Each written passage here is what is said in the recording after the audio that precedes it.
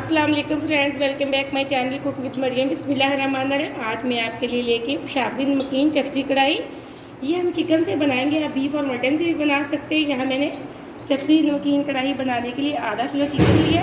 यहाँ मैंने 3 टमाटर लिए।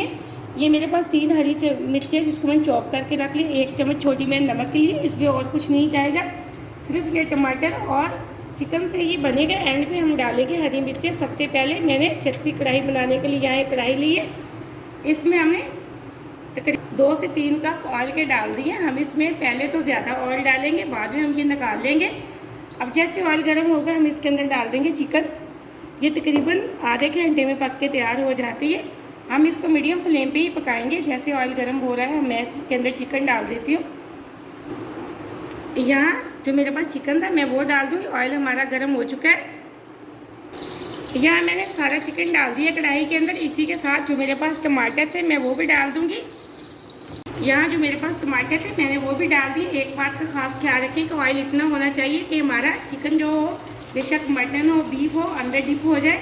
अब मैं इसमें 2-2 मिनट मसलसल इस तरह हम चम्मच हिलाते जाएंगे ताकि जो हमारा चिकन है वो नीचे ना लगे। आपने सिर्फ 3-3 मिनट बाद इसमें चम्मच हिलाते जाना। मीडियम फ्लेम पे हमने ये कढ़ाई बनानी है।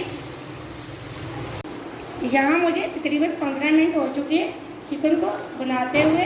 अब जो इसके अंदर फालतू ऑयल है हम वो निकाल देंगे। ये देखिए काफ़ी हद तक हमारा चिकन भी अच्छे से गल चुका है और हमारे टमाटर भी। एक हम टमाटरों पे ये वाले छिलके उतार देंगे और जो फालतू ऑयल है हम वो भी निकाल लेते हैं।